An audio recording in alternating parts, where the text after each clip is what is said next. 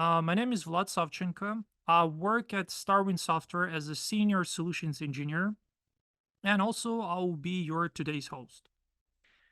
Also, on your screens today, you see our topic. So today we're discussing a very interesting and important topic: the acquisition of VMware. So let's start our discussion by taking a look at today's agenda. So what do we have for today? So we'll start by looking at the situation with this acquisition and the outcomes that we already have from it. Then we'll discuss what can be done with this situation and what StarWind can offer. And as well as you can see, we have a spoiler in our agenda. So we as well will discuss one of the options that you have and what issues StarWind addresses with that option. And at the end, we'll chat about all of this info and I will answer all of your questions. And let me start this discussion by saying that this webinar continues our series of discussions about the situation with VMware and potential alternatives to it. We already had a couple of very interesting webinars with pure technical focus where we compared face-to-face VMware and other players in the virtualization market.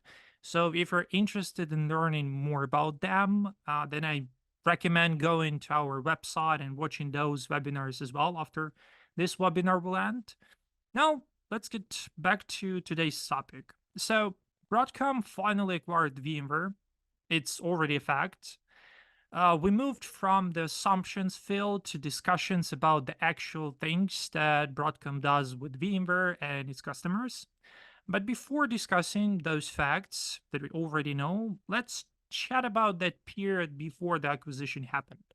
While preparing for this webinar, I thought about my expectations and assumptions when I first heard about this deal.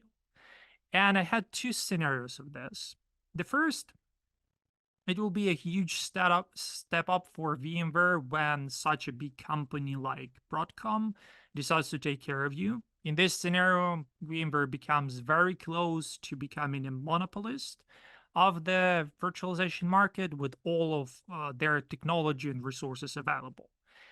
The second scenario is that where VMware becomes like a lot of companies from Broadcom's portfolio, going from very popular to a niche product with a big price tag.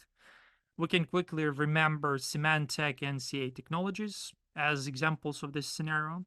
A lot of people on the internet had very similar thoughts as I had with my second scenario. And because of those thoughts, they were very concerned about this acquisition and its outcomes. But I would say that only history will determine whether Broadcom did good or bad job. We're here to discuss the situation and share info about that, and not to determine its future. So let's focus on our discussion and talk about those outcomes that made many people really concerned. So now let's talk about what is currently discussed over the internet and what made a lot of people start to think a lot about their future relationships with VMware. I'll do it in no particular way, and we begin with the fact that Broadcom did restructure of the VMware company's workforce. Once the acquisition was finished, many people came to work the next day or a couple of days to find out that they had been fired. Yes, many people will say that this is called the optimization of the business, and this is one of the ways of doing that when they buy a new asset or even to adapt to the realities of today's world.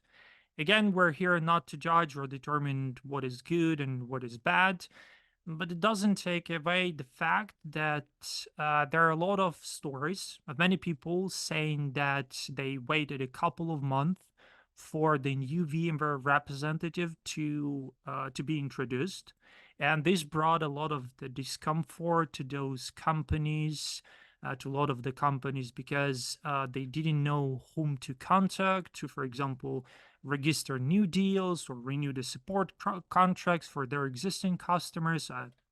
I mean, for those companies like MSPs, resellers, distributors. So, such an approach is slowing the business down and brings a lot of the complexity. The same applies to all of the companies that bought one of the VMware's product directly. For them, it could be considered even worse because they need to do the entire process again, wasting time that could be spent on more important business decisions.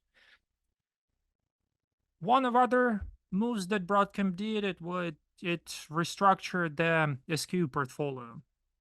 So Broadcom decided to eliminate like 20 or something SKUs from the portfolio and replace them with just two: VMware Cloud Foundation, VCF in short, and VMware vSphere Foundation, VVF in short. This only made the entire community very confused and unhappy. Most confused and unhappy were again MSPs, resellers, and all of sort of VMware partners because now they need to learn quickly about all the changes to provide accurate information to their customers and prospects. For regular VMware users, it will be even way worse because, again, they need to learn those things by themselves and try to understand how everything works and what a SKU of those two to choose instead of focusing on their business. So this alone, this restructure of the SKU portfolio created a lot of the complexity, and combined with the first point, made an uncomfortable and I would say a bit chaotic situation. You don't know your representative and nothing about the new SKU portfolio.